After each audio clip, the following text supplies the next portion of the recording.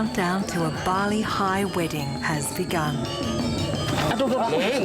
At the royal palace of Ubud, villagers from far and wide are carrying out their centuries-old Balinese wedding traditions. We've had about 6 pigs donated so far, but we need 2.5 tonnes of pigs. At the centre of it all is the mother of the royal groom, an Australian Balinese princess. I was trying to work out how much one pig weighs to see how many more pigs we need.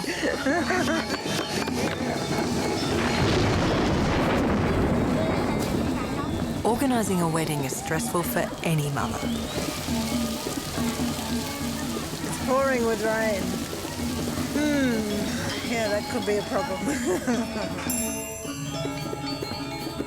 What if you are also expected to supervise complex Hindu traditions, observe royal protocols, and your son, the prince, is marrying a celebrity Indonesian actress?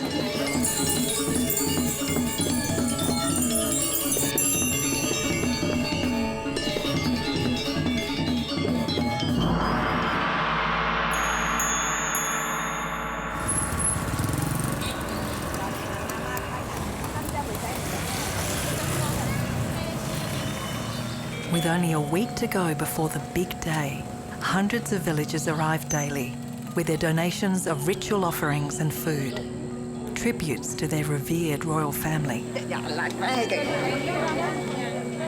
It's also a chance to get close to the celebrity bride.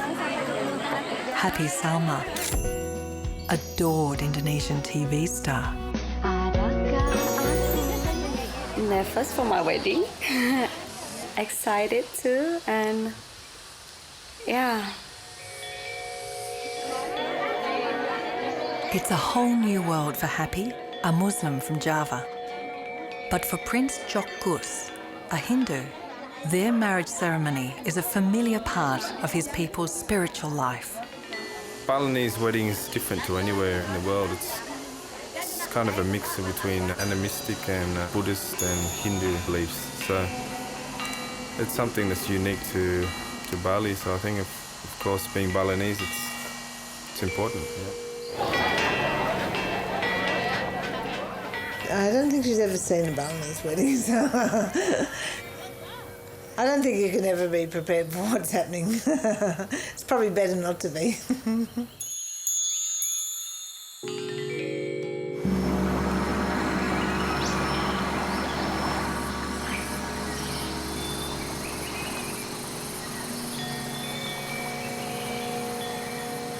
The head of this extended royal family of about 300 members is Princess Asri's husband, the groom's father. My name is Jokorda Raka Kertiasa. I come from the warrior family. We can trace up to 24 generations back.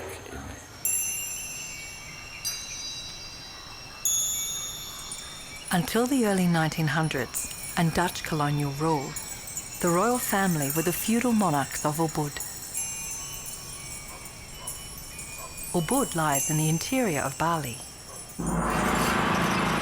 At the heart of Ubud is Puri Ubud, the royal palace.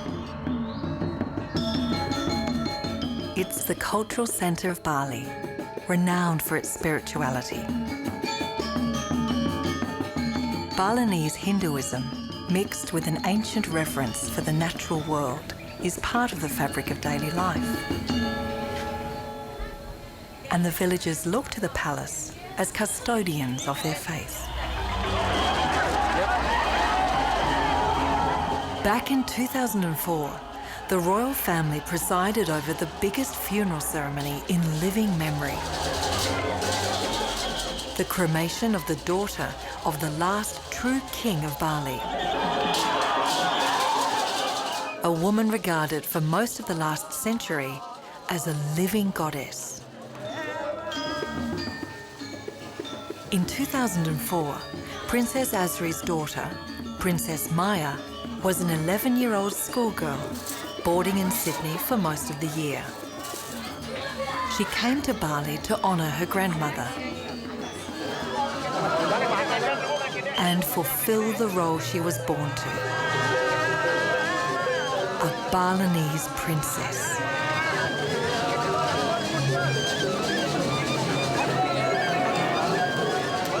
Ubud's royal ceremonies bring together thousands of local people, a community of over 69 villages.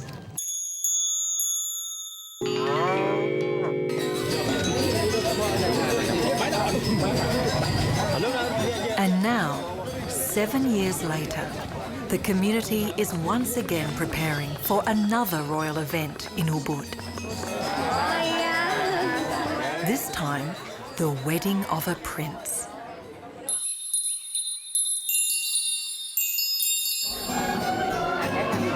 And today, Princess Asri and her husband, Prince Jakorta Raka, are hosting a party for their royal family. And everyone is invited. Just having a sort of pre-wedding get-together of the family. Right now everyone's busy eating. Everything in Bali involves eating. As Princess Asri entertains her royal in-laws, it's a world away from the reception she received as a young bride-to-be 32 years ago. My name before I got married was Jane Gillespie. So, yeah, plain Jane.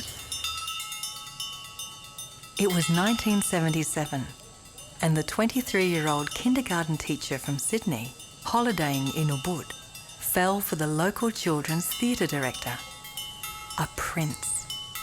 That's a long time love story. It's destiny, yeah, in English, destiny. Jane's parents hadn't expected a holiday romance would lead to her marrying the Balinese prince. My father was fine about it.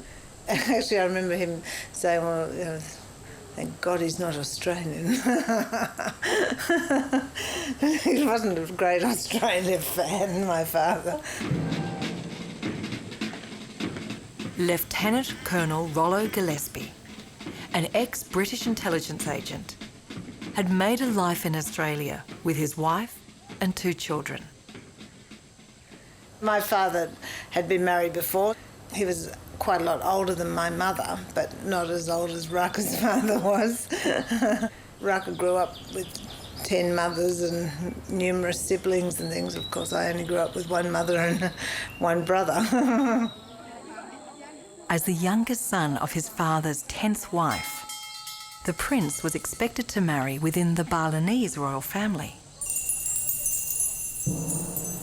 There was quite a lot of opposition to it and people trying to talk him out of it. They took my passport away and had me checked out in Interpol. Prince Jakorta Raka refused to bow to family pressure and in 1978 made an Australian commoner a Balinese princess.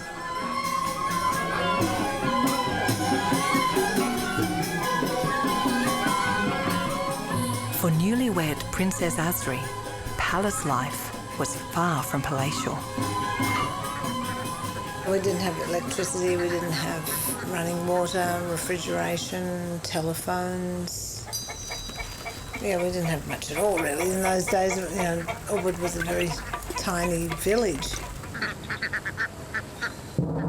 I think my parents were a bit shocked. It was rather primitive, I guess, for them when they saw, you know, the conditions that we would be living in. Sort of stepping back in time almost.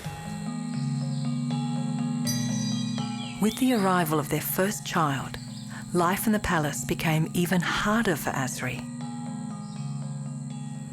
He was me with a degree in child psychology and child rearing, being told, you know, you can't do this and you can't do that, and you know, I had my mother-in-law sleeping outside the door, knocking on the door every time there was a whimper. Or, you know, it was quite difficult. I remember having to lock myself in my room sometimes. The biggest challenges were our own cultural differences and expectations, I guess. He had a lot of apologising to do to his family, I suppose, for me. You know, I had to also learn to bite my tongue and be, give in to things when I felt it was necessary. But it was a steep learning curve for both of us to understand each other's cultures. And for a Balinese princess, observing sacred rituals was part of the role. I went to an Anglican school. I wasn't religious at all, but so changing to Hinduism wasn't a big deal for me. It's part of daily life here. It's not something that you consciously have to do or don't do. I mean, everybody does it. In your heart, you can pray to whoever you want. You speak through your actions and through your heart.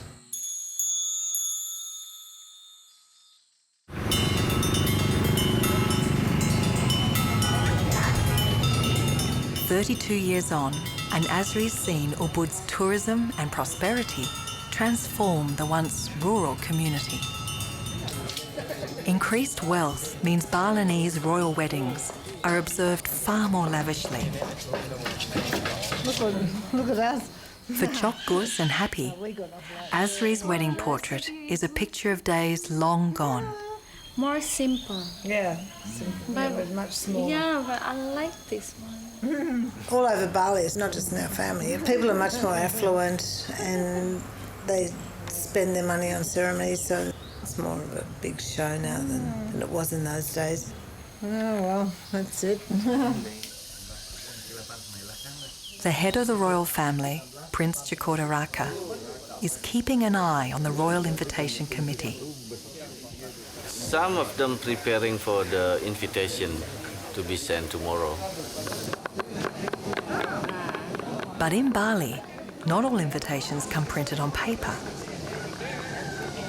The groom's father and older brother, Prince Chok Day, are supervising the preparation of invitations made of food.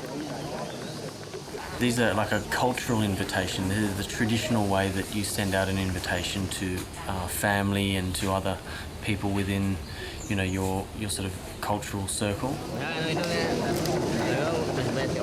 While the women are busy making elaborate decorative offerings for the wedding, it's traditionally the men who prepare these customary food invitations.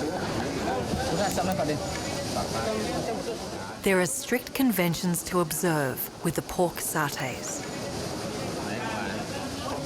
They have to count also the stick of the satay. For high priest, it should be 22 stick. For the more important person, then becomes 16 stick. Then becomes recognized how important the person is sending the food. They'll go out in pickup trucks all over the place and they'll deliver them personally. As the traditional invitations are delivered to hundreds of royals, high priests and village elders in Ubud, down south on Bali's surf coast, the groom is personally delivering wedding invites to his mates.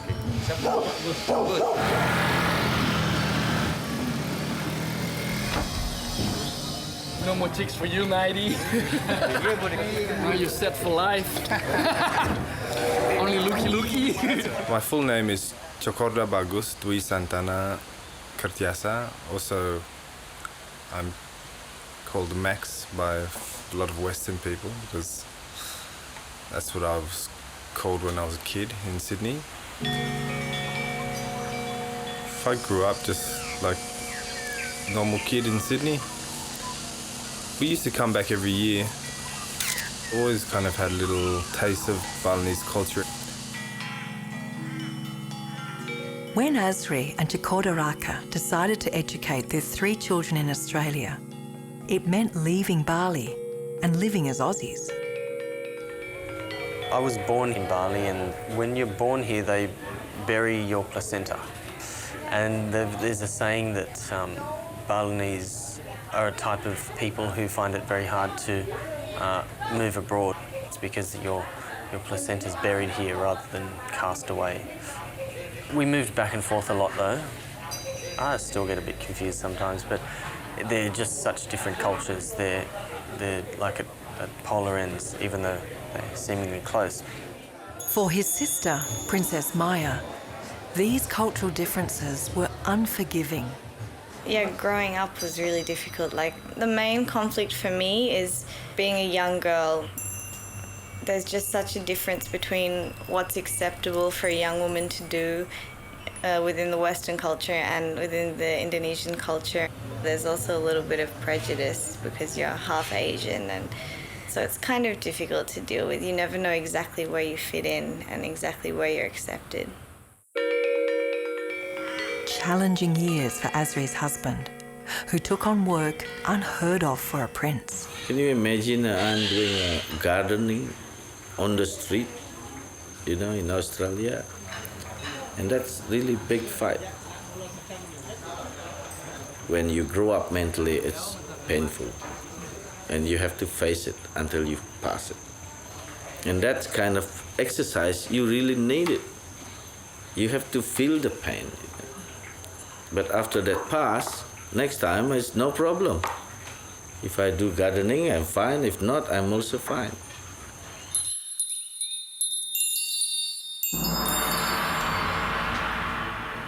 With the royal family now permanently back in Bali for over a decade, Prince Jakarta Raka has become the head of culture and religion in Ubud, with the title of the Wise One. And nowadays, they often also have to consult with me because I've been living in the West. That gives me some new perspective, in the modern time, without losing the essence of our culture.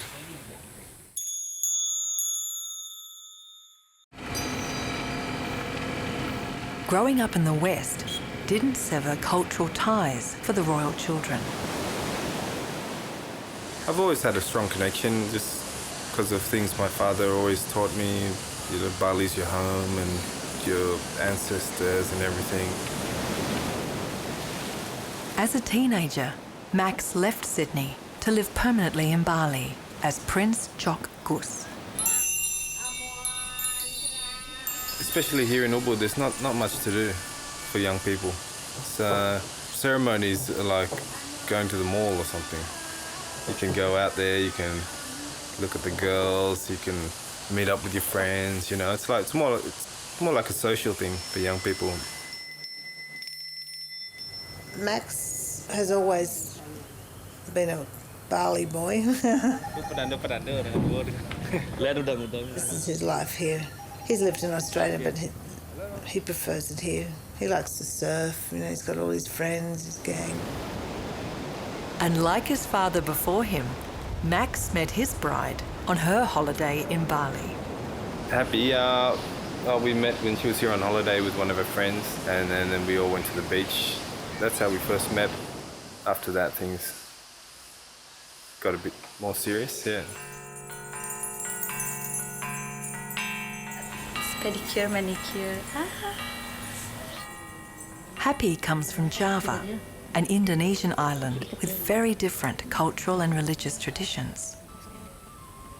Like Asri before her, Happy has a lot to learn to become part of this Balinese royal family. Wedding in Indonesia, not only married with the man like me and with Chokus, but I'm married with the all family. Like Chokus married with me, he married to my family too.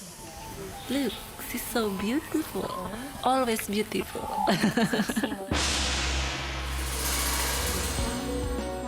And for Happy Salma, the TV star. There's another family, her millions of devoted Indonesian fans. I don't really watch Indonesian TV, so to me it's not such a big deal, I guess. Some of my cousin and other family, people questioning about, you will be an actress. And look, I don't know what they expect. I never think of her as a celebrity. She's just, now my daughter-in-law.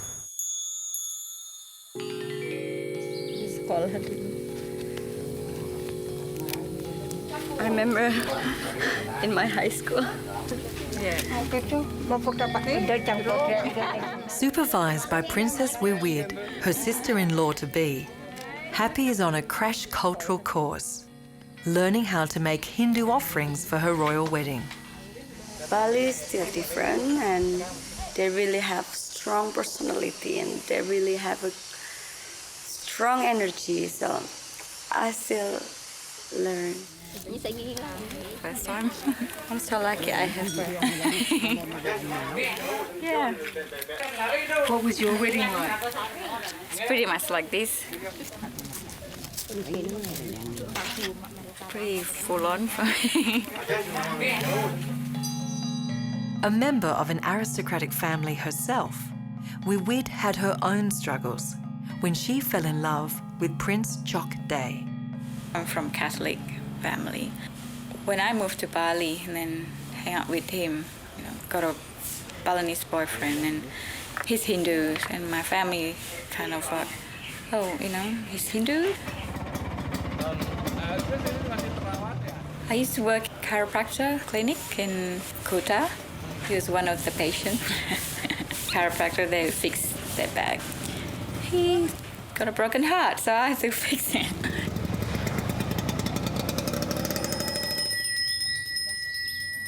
After overcoming her family's initial reservations, Wiwid and Chok Day became another love match for his royal family. We're rebels. Yeah, that's probably something that we learnt from our father. The traditional accepted thing to do is to marry within the same class, someone from the same regional palace or the neighbouring palaces. There's still a lot of alliance forming, and even today a lot of the young generation are still doing that. 83-year-old royal matriarch Chok Day's grandmother married a prince who already had 9 other wives. Asri's mother-in-law was the 10th wife of a much older husband. I was the youngest in my family.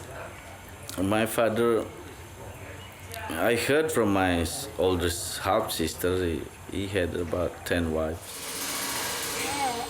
Polygamy is part of traditional Balinese royal life. Well, a lot of people had said to him, oh, well, that's okay, you can have her, but, get a real wife too, a Balinese wife.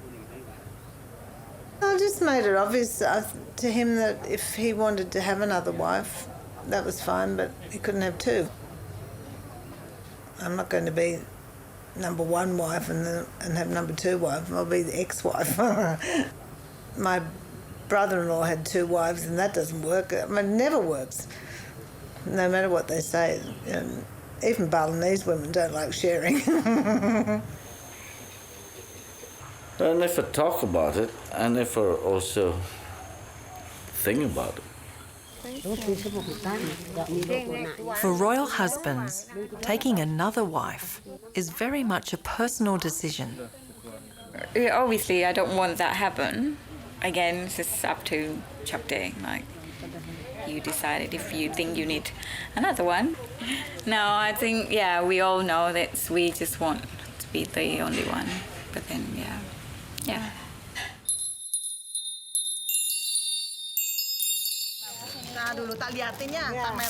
Princess Asri has made a last-minute dash to pick up formal Balinese outfits being made for the royal women in the bridal party. Asri's youngest child, 18-year-old Princess Maya, is with her for a last-minute fitting. I think Maya's in a difficult position because, obviously there's a lot of expectations on her, a lot of pressure on her, not from us, but from outside, for her to marry a Balinese. Not only Balinese, but, someone from the family. But, when she looks around, the pickings are slim. If I marry outside of the royal family, I basically lose my title and I'm not a part of the family anymore. She does get a lot of pressure from other people. everybody trying to match her up with their son, or sometimes it puts her off going to things because she just gets really tired of the pressure. Unlike her two brothers, Princess Maya needs to marry another royal family member to retain her title as a royal princess and to qualify for a Balinese royal wedding. In order to have a wedding like that, I'd be required to marry in the family, and honestly, I don't really see that happening, so I don't think that's the type of wedding I'll be having. With her son preparing for his wedding, Princess Asri needs to check on their business, an hour's drive away from Ubud. At the moment, with the preparations for the wedding, it's a bit of a challenge because it's very busy here. Together with her son, Prince Chokgus, Princess Asri opened up a tea house. I wanted to have a business. Mum was also not doing much at the time, so we decided we'd do it together. I sort of thought of the things that I wanted to see in Bali that weren't here, and that's when my son and I came up with the concept of biku. It's in an old wooden joglo, which is a Javanese house. It's kind of an eclectic mix of old Indonesia and old England, I'd kind of say, yeah.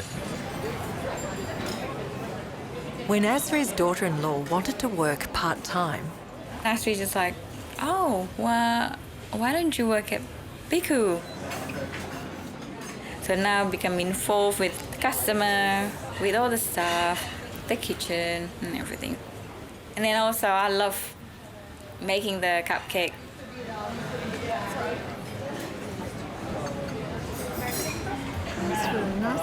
with a royal family in charge, tourists are not just after the cakes at Biku. Oh, which one is the princess? And then I'm like, that's the princess.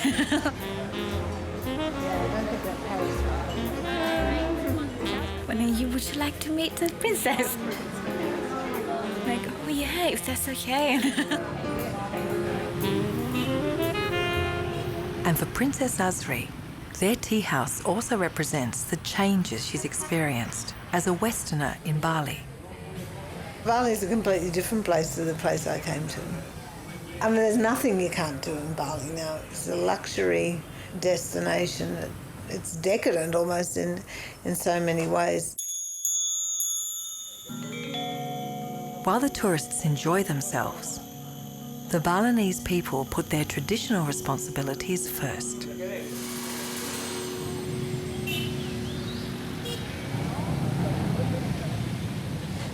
Hundreds of Ubud's villagers are working hard on royal wedding preparations.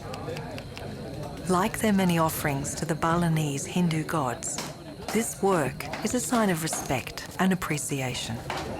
Most are this donation, and the workers is also all volunteer. So that's how our tradition to keep the culture alive.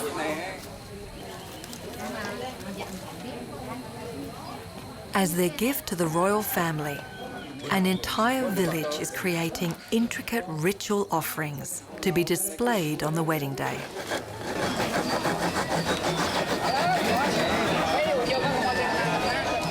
The offering making will take days. Time the people of the village would normally spend working in their rice fields or in paid jobs. Gusti Ketut Suparto Gati, Igusti Rai Palguna Putra, Igusti Made Bale, Puturamo, Sarang Ras. A replica temple is being made from pork fat and satay, complete with umbrellas made from innards.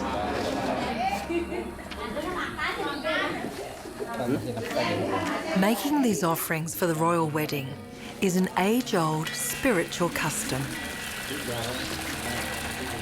Spirituality is an integral part of life here.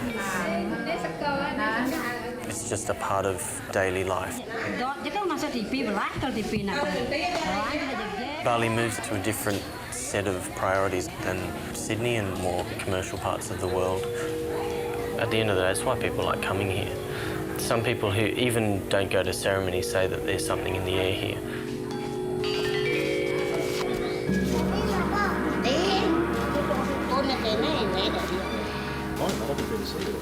The villagers have sculpted a macrocosmos, knowing that the gods and the ancestors will also appreciate the beauty of their art.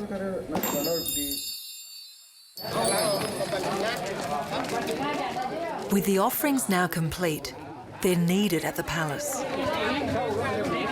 It's a rough journey right across Ubud, along dirt tracks and bumpy roads.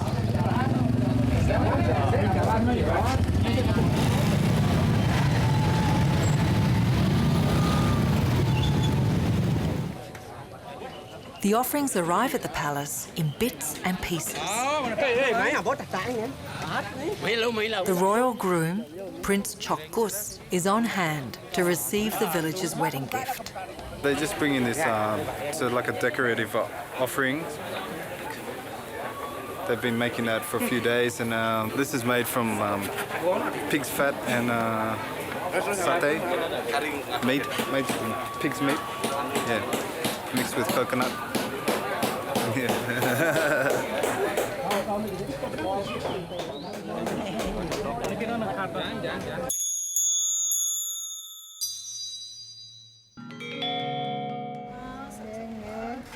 With 2,000 guests expected, Prince Chokordaraka and Princess Asri are making a personal visit to the wedding caterers.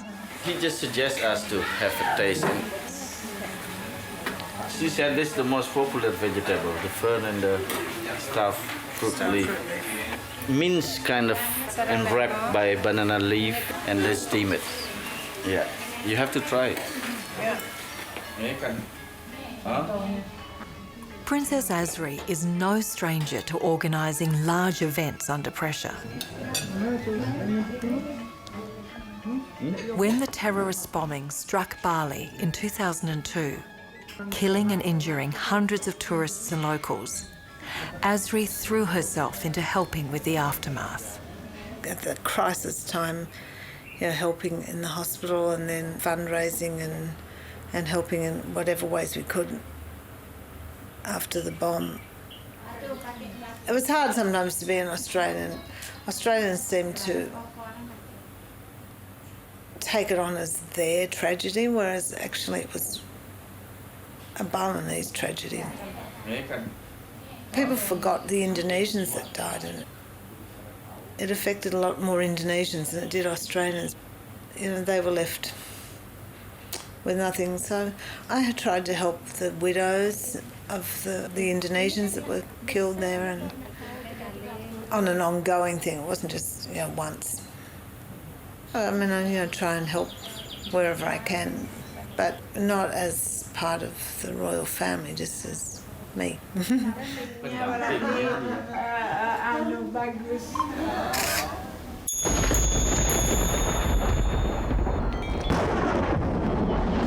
The royal wedding is imminent, and the palace is desperate for the forces of nature to come to the party. It's now 2 days before the wedding. 2 more sleeps. It's pouring with rain. Yeah, that could be a problem. We'll have rain stoppers on the day, so hopefully that'll work. The rain stoppers are Balinese mystics. The groom's older brother has this mystic already at work. This man is the rain stopper. He's just here seeing how things are going and looking after, I guess, the unseen world. So, I mean, yeah, the rain is one thing. There's all sorts of other things that he can see that we can't see. Yeah. The sun just came out. Sun's coming out. Happy and nervous, but excited. Can't wait. Can't wait till it's over.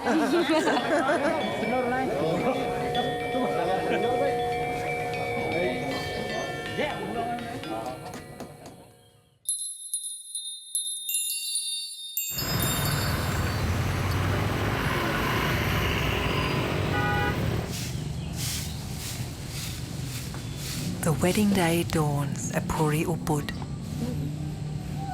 In only a few hours' time, 2,000 guests will arrive. They'll witness ancient marriage rituals unique to Bali. And the pressure is on for Happy, who's never even seen the ceremonies before. It's the big day today, yeah. A bit nervous, yeah. Didn't sleep so well last night, so yeah. And how's Happy? Yeah, she's pretty nervous too, I think. She seems a bit stressed out at the moment, yeah. Happy's feeling more than wedding day nerves. Her Muslim background hasn't prepared her for the Balinese rituals that Princess Asri also found foreign. I was from an Anglican background. My other daughter-in-law is Catholic.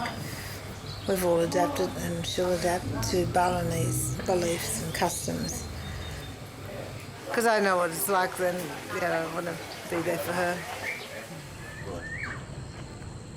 Prince Jakarta, as head of the royal family, arrives for a last-minute inspection.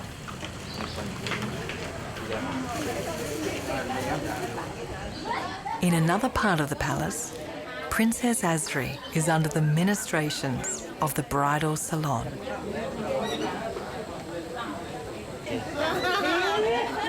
I think I'm placed in the family now. I think I'm fully embedded in there. And, some people accepted me, some people didn't, some people never did.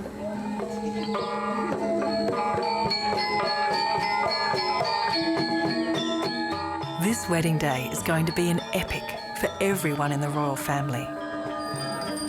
There'll be 2 completely different wedding ceremonies. And the first one's about to start. Chokgus is getting dressed for his ceremony, which is the first part of the wedding ceremony. So in the morning you have what's called the basic wedding. So anyone can have this basic wedding in the morning and they can be married.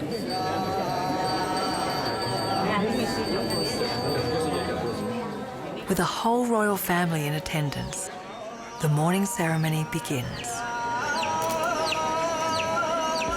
As a village priest officiates, Happy and Chokgus enact the ancient fertility rites and age-old customary roles for men and women. With the morning ceremony, it can be quite amusing. You walk around and there's the little whip that he whips you with. You have to walk around 3 times and you have to, it's all symbolic, cooking, and you have to sell things and he buys things. You have to sit on a coconut. It's quite involved, but some people just push you and poke you and sit you down and stand you up. And, you don't really have to think about it, you just do it.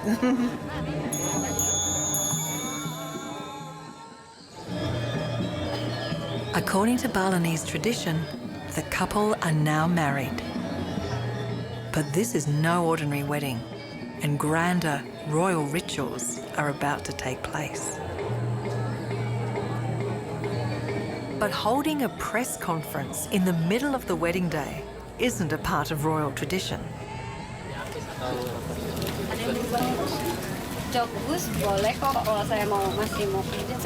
When the groom is a prince and the bride a star, the media won't be denied.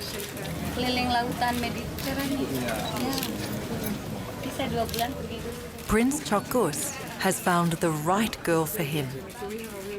I went out with a few Aussie girls. I always felt a bit too much difference.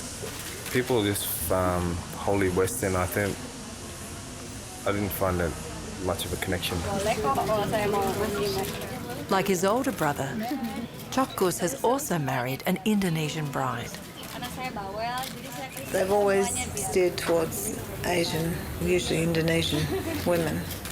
Maybe that they've seen how difficult it was for me and they wouldn't want to put anyone through that. pengennya juga jangan sampai ada saya di sini. Maybe we saw how hard it was for Mum to adapt here because it was a huge change.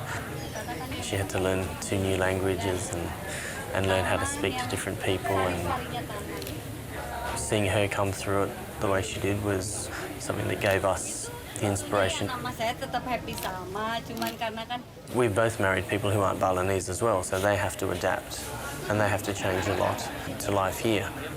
But I guess it's a little bit easier for them. dikasih hadiah. We have a word called jodoh in Indonesia, which just means the one who you're meant to be with.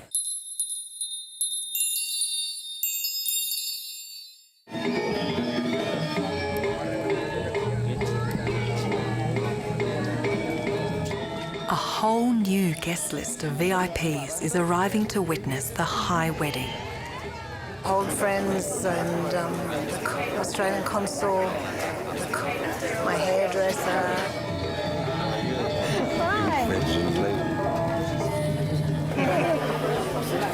Silakan duduk. Yeah. The bride and groom are now being clothed in the full regalia of the royal house of Ubud.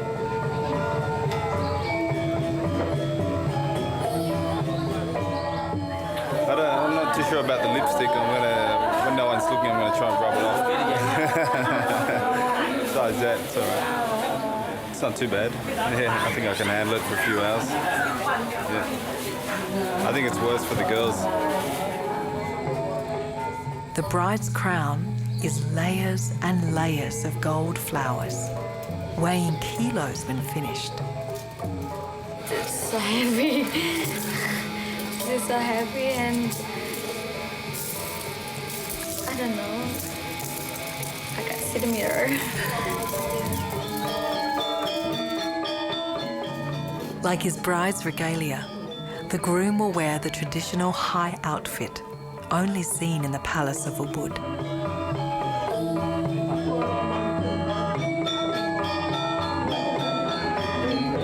A prince of the warrior caste, he'll wear a royal kris. Kris is a symbolic dagger, so they're considered a sacred heirloom.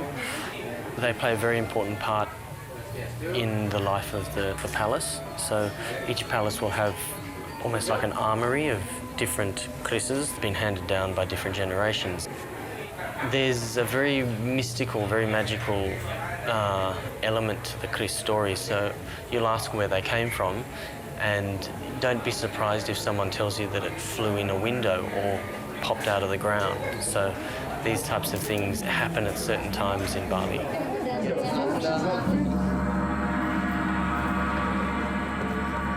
If a royal marries a royal, you get carried on the shoulders of your helpers, 2 big strong guys from the village.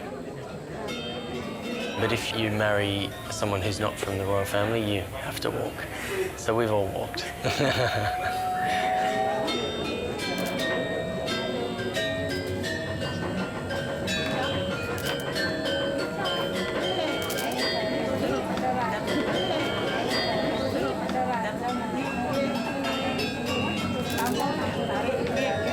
With her family watching on, Happy's becoming a Balinese princess. And like her Australian mother-in-law, she's taking on the role of a lifetime. This is like my destiny, so.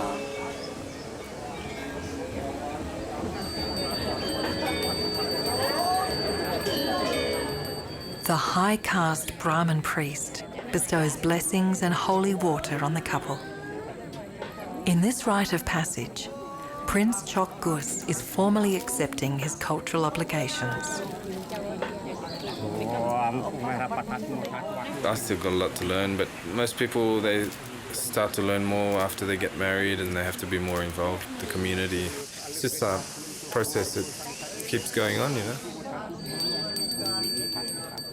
As the royal couple embark on their life together in Bali, Princess Asri knows what they'll face. Happy will find it challenging to be part of Balinese culture, that's quite demanding for anyone who hasn't been born in and bred with it. And for him, I guess that he'll be negotiating throughout the whole thing, which is also difficult.